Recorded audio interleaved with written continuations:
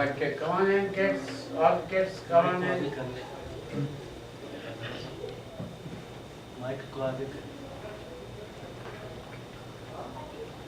Allahumma salli راية مشهودية إمام علي عليه السلام صلوات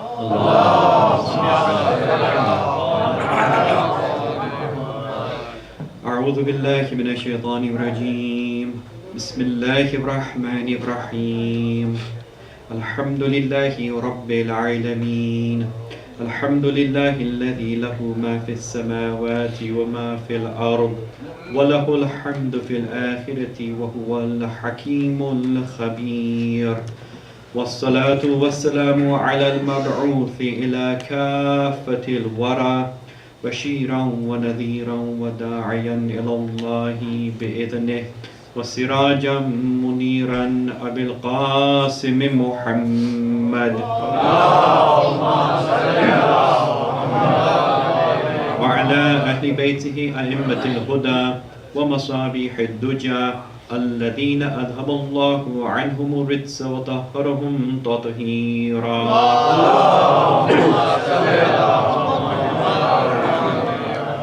أما بعد فقد قال إمام العلي صلوات الله وسلامه عليه اللهم صل على محمد إياك والغضب فأوله جنون وآخره ندم صلوا على محمد وآل محمد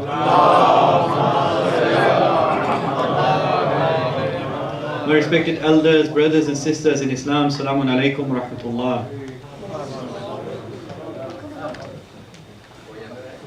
The title for tonight's lecture is Islamic Anger Management. And the inspiration for this lecture tonight has been the blessed life of no other than Mawla Amirul Mu'mineen Ali ibn Abi Talib salawatullah wa salamu alayhi. And in particular, that very famous incident that took place in the Battle of Khandaq, when Mawla Amir defeated the so-called champion of the polytheists, Amr ibn Abdi Wud. He was called the champion of the polytheists, and he had this reputation of being a very brave and mighty warrior. Indeed, he was called Farisu Yalyal. Yalyal was a place in which there was a group of enemy soldiers which Amr ibn Abdi Wud defeated single-handedly. And so he was given this title, Farisu Yalyal, the horseman warrior of Yalyal. And he came to Khandaq with this huge reputation of being this great champion warrior and this fearless soldier that could defeat anyone. But then, of course, as you know the story, I won't go into all the details, but when he fights Imam Ali alayhi salam, the Imam, he defeats him and he's about to kill him. But then what happens is, he sits on his chest, he's about to finish off Amr ibn Abdi Wud, but then Amr spits on the Imam's face. When he spits on his face, the Imam gets off his chest and he goes away for a little while. Then he comes back and then he kills him. Now, people, they asked Imam Ali afterwards that we saw you were about to just finish off the job, you were sitting on his chest, and then we saw you getting up, go away, come back, and then you killed him. What happened? Imam Ali, look at the response. He says that when I was sitting on his chest and I was about to kill him and he spat on my face, I felt angry. And I didn't want that anger to play a part in my killing him. I wanted to kill him 100% sincerely for the sake of Allah. And so I got up, I went, and then I came back, and then I killed him with the intention of doing so purely for the sake of Allah's pleasure. So now, of course, this was such a momentous act that Rasul al-Akram sallallahu alayhi wa sallam, he made that famous declaration that has remained in history for all of us to learn from. He says, لَضَرْبَةُ عَلِيٍّ يَوْمَ الْخَنْدَقِ أَفْضَلُ مِنْ إِبَادَةِ الثَّقَلَيْنِ. That the strike, that blow inflicted by Imam Ali on the day of Khandaq, when he killed Amr ibn Abd Wud, was greater than the worship of all Thaqalain. Thaqalain here means all human beings and jinn combined together. So, from this incident, like I said, has been the inspiration for tonight's lecture on Islamic anger management. Because it makes us think that how could someone in that situation control their anger so well and then be able to finish off the job purely for the sake of Allah subhanahu wa ta'ala. So tonight I would like to present a very crash course, if you like, on Islamic anger management. There are many anger management courses, you might have come across them. They are delivered in companies sometimes, they have these courses that people go to. But from an Islamic perspective, what can we do to restrain and control our anger so that we use it in its correct way? Because of course we all feel angry from time to time. But the key point is to be able to control it and manage it. If we do this, then we are able to make better spiritual and personal development and progress to Allah subhanahu wa ta'ala. Sallallahu ala Muhammad wa ala Muhammad. So let me start with a few very fundamental questions, and these questions will form the basis of the rest of the discussion. The first question is anger always bad? And the second question is, what happens to our bodies when we feel angry? So, with regards to the first question, well, the answer to that is that anger is not intrinsically, it's not bad in itself, but then it's neither good in itself. Intrinsically and essentially, it's neither a virtue nor a vice. It depends on how we use it and the situation. So, it can be used in a good way, it can be used in a bad way. However, the key point here is to make sure that it's always utilized in its correct sense. Now, I will give some examples from the Quran and from the Sunnah that illustrates this further. But we have to bear in mind that where is this anger from? The faculty of anger in Arabic is known as quwwa ghadabiyya. This faculty, who gave it to us? It was Allah subhanahu wa ta'ala. We have been created with this faculty. So Allah does not create anything without wisdom. There must be some goodness in this for him to create us with this faculty. And indeed, there is so much goodness in anger. For example, anger enables us to repel what is harmful for us. If we didn't have this faculty of anger, we would not be able to defend ourselves, to defend our property, to defend those things which are important to us, like our family, like our principles, like our beliefs. We would not be able to defend these if we didn't have this faculty of anger. As for the second question, what happens to our bodies when we feel angry? This is extremely important to bear in mind, because once we know the changes that our bodies go through when we are feeling angry, we are in a better position to understand what's happening and therefore be able to manage the situation. So, when we get angry, experts in the medical profession, they say that anger triggers in us what is known as a flight or fight response. The fight response, first of all, means that we confront that perceived threat or that danger or that fear, whatever it might be that's confronting us. We take on a stance where we want to fight it, we want to confront it. But the other natural tendency of the body that is triggered when we feel angry is the flight mode. Flight here means that we simply flee, we run away. So now, these are the two natural tendencies of our body when we feel angry, either fight or flight. Now, we'll see how this works. and what examples we can see from the Quran and the Sunnah about this. But look, when we get angry, a number of changes happen to our body.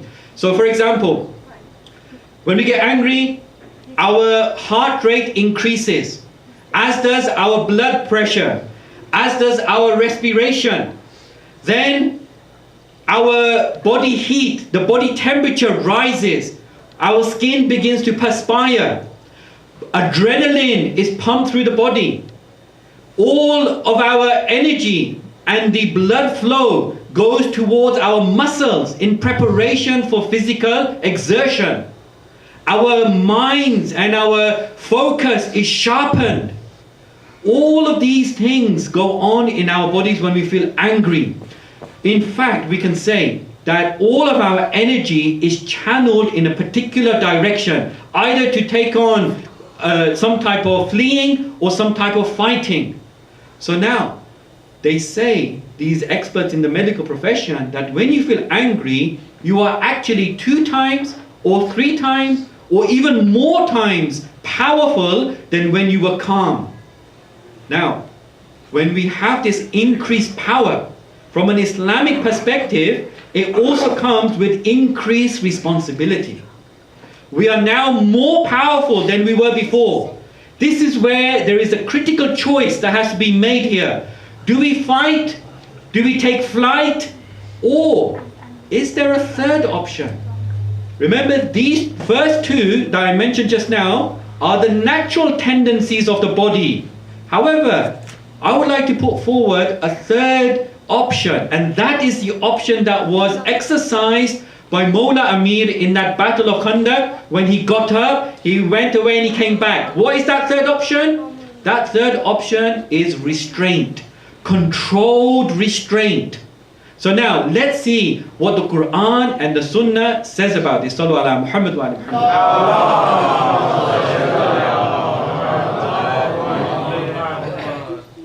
When we look at the Quran, we see there is in Surah Al-A'raf, verse number 150, an amazing example of a prophet, not just any ordinary person, and not just any ordinary prophet either, but an Ulul Azam prophet. I'll explain what that means in a moment. An Ulul Azam prophet who took up the fight option. This is none other than Nabi Musa. Now, first of all, Ulul Azam, just to give us an idea of what this means. It means those 5 prophets that brought new legislation. So Nabi Nuh, Nabi Ibrahim, Nabi Musa, Nabi Isa, and our own Prophet Nabiul Akram sallallahu alayhi wa sallam. So to put it into context, this great Ulul Azam prophet had just had his meeting with Allah subhanahu wa ta'ala for how many days and nights? For 40 days and nights. He received Torah, and Allah subhanahu wa ta'ala had told him that when you go back to your people, you will find them worshipping the calf. You know, they had made this calf out of gold, and they had started worshipping it in his absence. So now when he comes down and he sees the people worshipping this calf, he reprimands them first of all. Remember, he's taking up the fight option, and I'll explain why this option, why he took this option. He reprimands them, he tells them off. Not only that, those tablets that he received, the Torah, he throws them down. Thirdly, he grabs the hair of his brother Harun and he pulls him towards him. Harun himself was a prophet. So now, my brothers and sisters, how can we explain this type of behavior from not just an ordinary person, not just a pious person, but a prophet? No, not just a prophet, but an Ulul Azam prophet. Look what the verse tells us, and look at the explanation we can give for this, and then we'll see what practical lessons we can derive from this. The verse tells us, وَلَمَّا رَجَعَ مُوسَى إِلَى قَوْمِهِ. And when Musa returned to his people, what state was he in? Ghadbana asifa. He was angry. Ghadban, he was angry. And he was asifa. Asifa means he was grieved because he sees them worshipping the calf. قال بئس ما خلفتموني min ba'di. He says that how evil your conduct has been in my absence. Meaning I just went away for these 40 days and nights, and look at you. You've already started worshipping this gold calf that you've made yourselves. Ajiltum amra rabbikum. He says, are you going to hasten in the edict of your Lord? And then, so this is the reprimand. He's telling them off. Then what? Wa alqar arwah. He throws down his tablets. Wa akhadha bi ra'si akhi yajurruhu ilay. He grabs the hair of his brother and he pulls his brother by his hair towards him. Look at this. A very clear example of anger and the fight mode. He's not fleeing. So now, how can we explain this? What lessons can we derive from this? Well, first of all, when he came down and he saw his people like this, we have to remember that they had now taken up the worship of a calf. They were engaging in polytheism. In Surah Luqman, we are told that this is a great injustice. Inna shirka la dhulmun azim. That shirk and polytheism is a great injustice. What Nabi Musa was doing here, he was not being angry for worldly reasons. He was not being angry for egotistical reasons, for something which was irrational or tyrannical.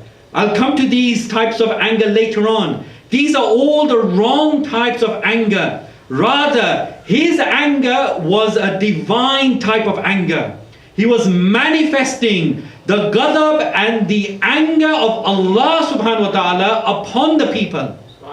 This is the correct type of anger. Like I said earlier, anger in itself intrinsically is neither a virtue nor a vice. It depends on how we use it and it depends on the situation. So, what he needed to do was to show a reaction to his people that would make them think. It would make them turn the course of their actions. In fact, he saved the Bani Israel from going down a path which was leading them to hell and to destruction and to polytheism. He had to show them a reaction that turned them around and brought them back to the worship of one God.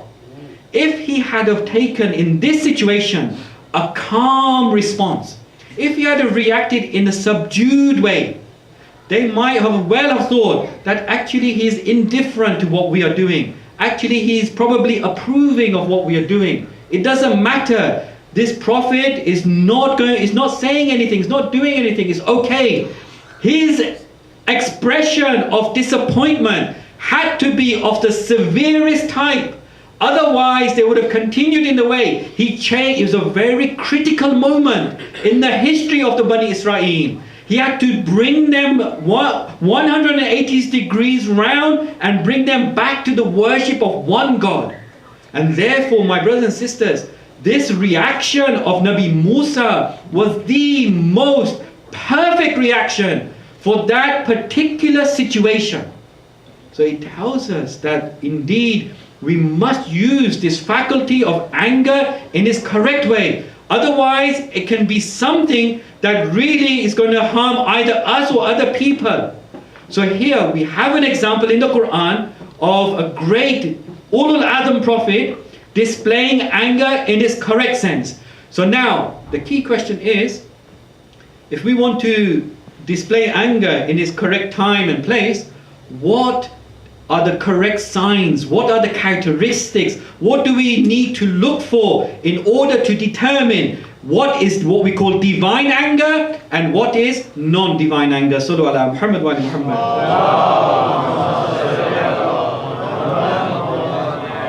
Well, for this, there are three what we can call telltale signs.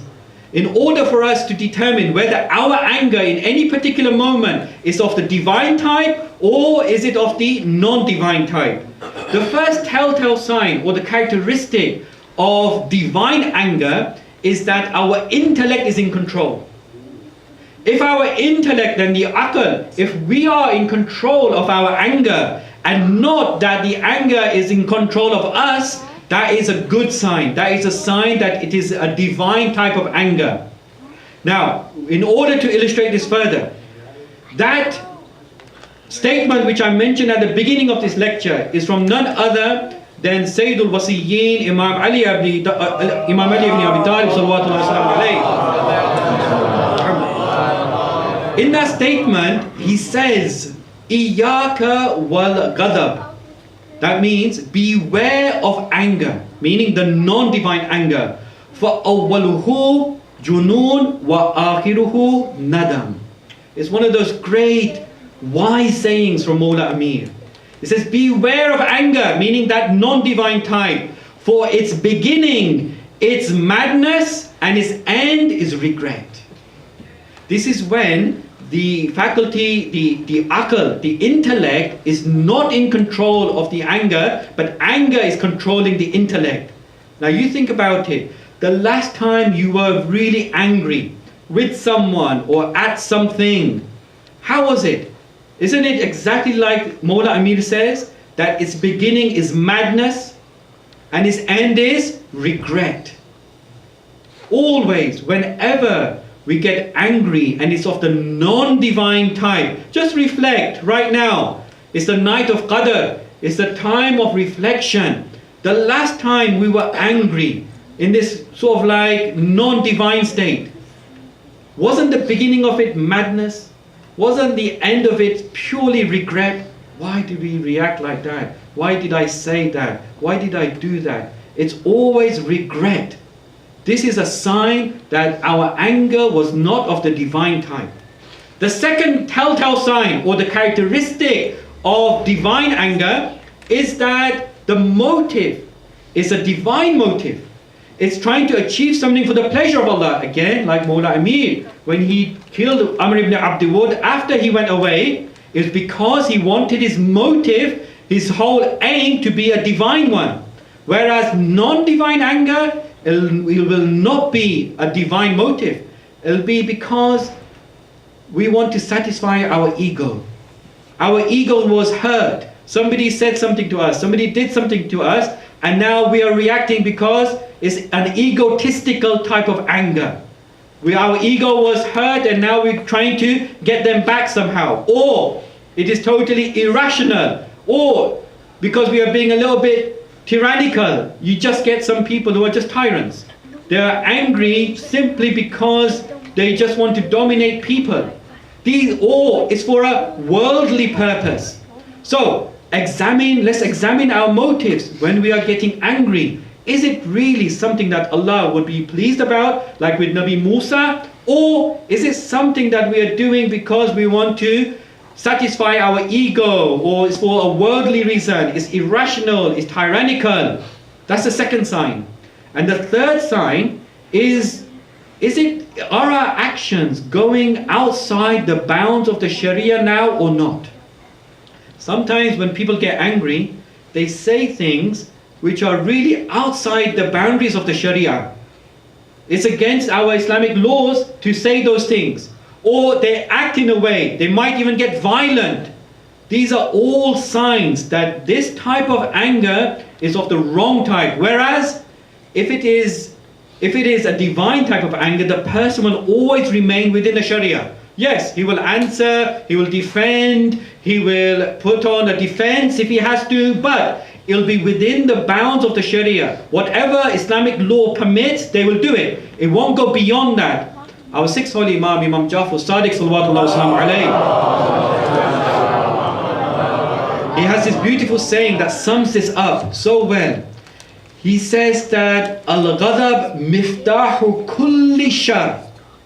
Ghadab and anger, the wrong type of course, the non-divine type, is the miftah, is the key to every type of evil. You see, because when someone gets angry, they will act in a way that it goes beyond the boundaries of what is permitted in Islam. So these three are the telltale signs. When we feel angry, let's ask ourselves, do a quick check. First of all, is the anger controlling us, our intellect, or is our intellect controlling the anger? Are we in control, in other words? Secondly, what's the motive? for this anger? Is it for a divine purpose or a non-divine purpose? And thirdly, are our actions going beyond the boundaries of the Sharia? Let me illustrate all of these by means of an anecdote. All three signs can be seen here, and inshallah you'll be able to spot the three signs as I go along.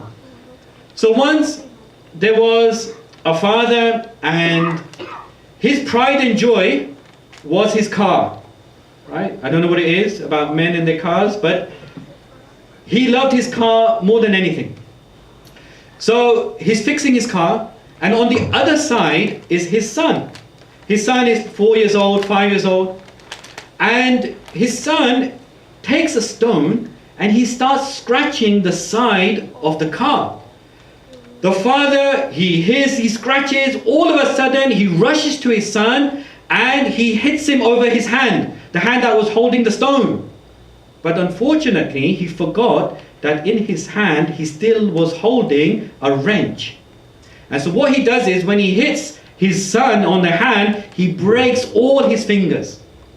Now, he takes him to the hospital, and in the hospital, his heart breaks when his son holds up his hand and he says, "Daddy, when will my fingers grow back again?" Remember the saying from Moulana Amir? Beginning of all non-divine anger is madness, the end is regret.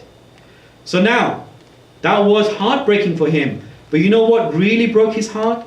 Is when he came back and he saw his car. He wanted to see what sort of damage has his son done. You know what he sees? He sees that his son had written with that stone, "I love you, Daddy." Now, over here we see an example of all three signs of non-divine anger. His intellect was not in control. It was his anger that was controlling him. His motive was egotistical. It was something worldly. And thirdly, his actions went beyond the boundaries of the Sharia. You can't hit a child like this. You see, so this is how anger always starts with madness. It ends in regret. Sallu ala Muhammad wa ala Muhammad.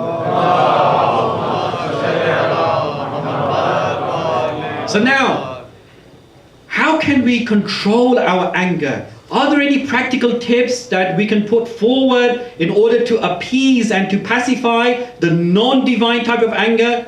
Well, yes. What I've done is I've designed a mnemonic, a simple ABCD tool to help us remember these 4 practical steps that can really help us to control our anger. The first one, A. A is for acknowledgement. Acknowledging the fact that it is non-divine anger. How do we do that? By looking at those 3 signs. When we see those 3 signs, we acknowledge that I need to take control here. This is non-divine anger. It's only going to end in regret. So we acknowledge that. Once we acknowledge it, we're on the right steps. When we do this, we recall that actually there's going to be a wrong judgment made here. How many times when you have been angry, you've actually made the right call? Usually, our judgment is so impaired that we make the wrong decisions then anyway. That's why it ends up being in regret. So A is for acknowledgement. B, the B is for bearing in mind Allah. At this time, there's a wonderful tradition that we can bear in mind. It's from Imam Jafar al-Sadiq sallallahu alayhi. He says that Allah subhanahu wa ta'ala said to one of his prophets that, "O son of Adam, remember me in your anger, and I will remember you in my wrath. And I will not obliterate you when I obliterate others. And take for me as an avenger, be satisfied with me as an avenger, for my revenge on your behalf is better than your revenge for yourself." That means that sometimes, you know the saying, choose your battles carefully? It applies here as well. We don't have to try and fight and win every single small battle. Allah subhanahu wa ta'ala is saying that let me be an avenger for you. Sometimes we must let it just go. Do tawakkul and rely on Allah that, "Oh Allah, you take care of this issue for me." We don't have to fight every single battle. Remember I said Those two natural responses are fight or flight. But there is that third response, which is of restraint. Leave it in the hands of Allah. Allah, you take care of it. You have said you will avenge better on my behalf than I will be able to do it for myself. So this is the B, bearing in mind Allah. Now, also when we're bearing in mind Allah, just three quick tips. Like I said, the purpose of these Ramadan lectures, inshallah, will be always to give practical advice as well as the theory and as well as the knowledge side of things. Because it's the month of Ramadan, it's the night of Qadr. If we are not going to put certain things into practice in this month, on these holy nights, then when are we going to do it? When are we ever going to change? This is the ideal opportunity for me, myself, first and foremost, to tell myself and then to try and to share some things with others as well, so that we can improve practically day by day. So 3 things, how we can bear Allah in mind. Okay, this is tradition definitely, but 3 other things. One is called isti'adha. Isti'adha is when we seek refuge in Allah from the accursed shaitan. You know when we say a'udhu billah, that's isti'adha. But isti'adha in its correct form, in its true form. Let me illustrate this with a story. You might have heard of Sheikh Murtaza Al-Ansari, right?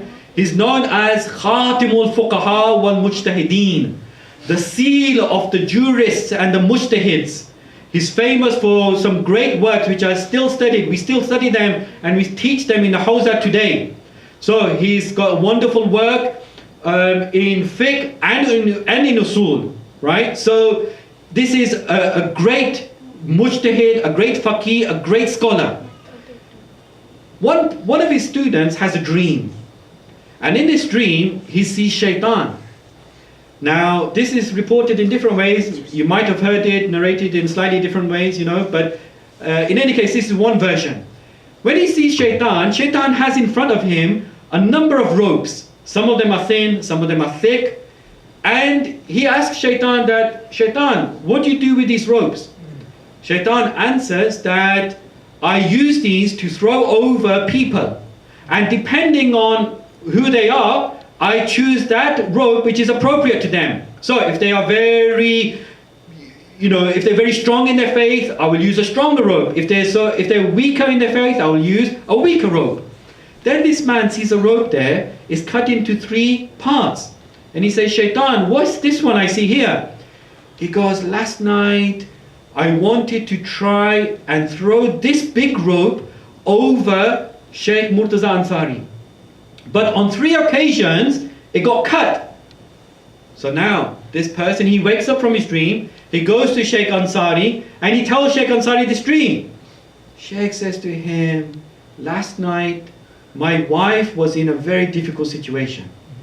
She was giving birth, and I needed to procure some things for the childbirth. I need to buy some necessary things, but I didn't have any money apart from some property, some money that had been entrusted to me. It was an amanat. And he said that it was in another room, and because I was in such a desperate situation, I went towards that, but I changed my mind. I did isti'adha. I sought refuge in Allah from the accursed shaitan, and I came back. Second time I went towards it, I did isti'adha, I came back. Third time, again, I was about to take it, I did isti'adha and I came back. And then he says that as it happens, my wife gave birth and everything was fine. So now my brothers and sisters, this gives us an idea of what we mean by isti'adha. It's not just saying a'udhu billah, it's really sincerely seeking refuge in Allah from shaitan, practically doing something, abstaining from that sinful thing or whatever it is, abstaining from it in a very practical way, not just saying it. Just saying it is like somebody says, there's a bomb out there, and all we do is we just sit here and we say, I must seek refuge from that bomb. I must seek refuge from that bomb. It's crazy. Who would do that? It's not just saying it, you must do something. You must run away, you must take shelter, you must hide under something. It's like that. when we say do isti'adha, if we all just say a'udhu billah, it's not enough. Just to finish this story, there's a part at the end that is very interesting. This person who's having the dream, he asks Shaitan, out of curiosity, what type of robe do you have for me? Yeah, and I'm sure this is a question that we might all wish to ask. What type of robe does Shaitan have for us? You know what Shaitan replies to him? He says, for you, I don't even need a robe. Meaning I've already got you in my hands. Now, of course, Mu'mineen, this is a dream. It's not authoritative for us. It's not a hadith or verse of the Quran or anything. But it's just an anecdote. It's just a story to help us appreciate what isti'adha is. Sallu ala Muhammad wa ala Muhammad. Secondly, hawqala. In order to bear Allah in mind, we're still on the B, bearing Allah in mind. So we do isti'adha. Secondly, hawqala. Hawqala means saying La hawla wa la quwwata illa billah al-aliyyil azim. That's what it means. That we acknowledge there's no strength or power except in Allah, the all high, the all great. This is hawqala. Thirdly, sajda. Whenever we want to bear Allah in mind, especially when we're feeling angry, if the situation allows us, we go into sajda. This is a great way to bear Allah in mind. Now, sometimes it might be that we're not directly confronting someone. It might be at home. We're sitting at home in front of the computer. We receive an email that makes us mad. We receive a text that really drives us crazy. We hear some news, whatever it might be. Then, yes, at that time you would be able to do sajda. Right? I'm not saying do sajda in the middle of the street when anything that makes us angry. But depending on the situation, some of these things will apply, some of these things won't apply. But these are things that I have gathered from our primary sources, the sources from the Quran and from the teachings of the Ahlul Bayt alayhimus salam. The C is change. Change our position physically. So that means if we are standing, we are advised to sit down. If we are sitting, we are advised to stand up. Or leave that place altogether. Go somewhere else. In fact, if you look at the sort of like modern anger management courses that there are, they will always recommend doing something else. In particular, exercise. Right? This really helps to get this anger out of us. Also, we are told in our teachings that if the other person, if there's no issue of mahramiyya, meaning that person is your mahram, you're allowed to touch them, we are advised that touch that person. Put your hand on his hand, maybe on his shoulder. This is a way. Sometimes we understand the wisdom behind these things, sometimes we don't understand the wisdom behind these things. But we are told if there's no shari'i problem, you're allowed to touch them, then touch that person. You know, something happens and we will inshallah be able to restrain our anger. So that's the C. And D is for drenching. Drench that anger with water. What does this mean? This means that go and perform wudu, and in some cases, in some traditions, we are told also perform ghusl. If you can, if that situation is such, you are able to perform wudu and ghusl, very good. If not, just wudu. So, this quick mnemonic of ABCD are very simple. It's a very simple way of remembering how we can appease and pacify that non-divine anger. Before we recite a few words of Masaib, let me just summarize by saying that the inspiration behind tonight's lecture was that incident from the Battle of Khandaq, where Mawla Amir kills Amr ibn Abdi Wud out of sincerity, not out of anger. We saw that anger intrinsically is neither a virtue nor a vice. It depends on the situation and how we use it. Our body goes through all of those changes. We have an example in the Quran from Nabi Musa exercising the fight mode, but in a very divine manifestation of anger. Then we saw that there are those three telltale signs for spotting what is divine anger, what is non-divine anger. It's when our intellect is in control, when the motive is divine, and our actions do not go beyond the boundaries of the Sharia. And then finally, the quick ABCD of how we can pacify and control our anger so that it's always used in a divine way. Sallu ala Muhammad wa ala Muhammad. Sallallahu alayka ya Amir al-Mu'mineen. Sallallahu alayka ya Imam al-Muttaqeen. Sallallahu alayka ya Sayyid al-Wasiyyin. Tonight, Mu'mineen, let's go to Kufa with our hearts. Imam Ali, it is reported that he knew way in advance about his martyrdom. And he also knew who would kill him. It is reported that once he even said, with regards to Abdul Rahman ibn al-Muljam al-Muradi, the accursed, he says that all I wanted was his friendship, but he wanted my death. We are told that from the beginning of Ramadan, Mawla Amir would take it in turns to visit his children. One night he would spend it at the house of Imam Hassan alayhi salam.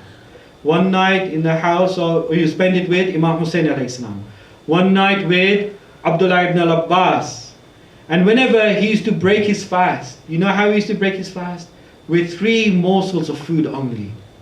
And then when they asked him, "Oh Mawla Amir, oh father, why are you breaking your fast with just 3 morsels?" You know how he would reply? He would say, "Because when the command of Allah comes to me, I want to be in the state of hunger. I want to meet my Lord with an empty stomach." It is reported on the final night, he was with his daughter Kulthum. When he was with his daughter, he says to her that, "Oh my daughter, I don't have much time with you remaining. I don't have much time to spend with you. For last night I saw in my dream, Rasulullah came to me and he was wiping the dust from my face. And he said that, 'Oh Ali, your time is short in this world. Soon you will join us, but do not be disappointed, for you have accomplished everything that you needed to do.'" So now Kulthum, she starts crying. She says, "Oh father, do not say these things." He says, "Do not worry, my daughter, for in my dream I saw Rasulullah giving me some signals that, 'Oh Ali, come to us now, for this is a better place for you than where you are.'" It is reported that on this night, the 19th night of Ramadan in Kufa, Imam Ali, he kept going outside his house. He kept looking at the sky and he kept on saying to himself, "Yes, this is the night that has been promised to me." He knew that this would be the night that would eventually lead to his martyrdom. So now Imam Ali, he decides to go to Masjid al-Kufa. He decides to take up the Jama'ah prayers as was his normal habit. As he goes out, there are some geese there in the courtyard. They have all gathered there. They all start making noises. It's as if the geese are also telling Mawla Amir that, "Do not go to the masjid. Oh our leader, oh our master, do not go there. We are trying to tell you a message." Oh my brothers and sisters, even non-human beings, all of creation understood the status of Imam Ali. Then they started trying to disperse these geese. He says, "Do not do that, for they are wailing for my death." Then he goes, he reaches the mosque of Kufa. When he enters the mosque of Kufa, he says, "As-salah, as-salah." Imam Ali just wants people to wake up. He just wants them to pray the prayer on time. One of the people who wakes up, he wakes up, is the accursed Ibn Muljam himself. Look at the high status of Mawla Amir. He wakes up the person who strikes him on the head simply because he wants him to pray. He only wants the best for everyone. Then he recites other adhan. It would be the last adhan recited in Kufa by the blessed lips of Mawla Amir. After he's recited the adhan, he goes towards the mihrab. When he goes to the mihrab, he starts the nafila prayer of Subh. When he prays, he says Allahu Akbar. He recites the Surah Hamd. Then he recites a small surah. He goes into ruku. Then he goes into sajda. Now, my brothers and sisters, before I say anything else, please bear in mind 2 points. The first point is that nobody would ever attack Imam Ali from the front, because they knew if they attacked him from the front, they would be struck down. The second point is this, my brothers and sisters. When somebody strikes downwards with their sword, it always has a greater impact on the person they are striking. If that person is also moving in the opposite direction, if that person is moving upwards when the strike is coming down, it has an enormous impact. Imam Ali, in his first sajda, he completes the dhikr of sajda. Now he raises his head. At that point, Ibn Muljim strikes his holy head with his sword. The sword is poisoned. Look at the words of Mawla Amir. These words which have been etched in history. He says, Fustu bi Rabbil Kaaba. By the Lord of the Kaaba, I have been successful. Now, Mawla Amir, he is in pain, he is in agony. All the poison is seeping through his brain. It is said that at that time, people rushed all around him. But I say, Ya Rasulullah, that night, Mawla Amir had a dream in which you were wiping the dust from his face. But now you will have to wipe something else from his face. For his face is now covered in blood. The poison is seeping all through his veins. Now there are 2 other cries that go out. The other 2 cries, one from Jibreel. The first one, Tahaddaman Wallahi Arkanul Huda.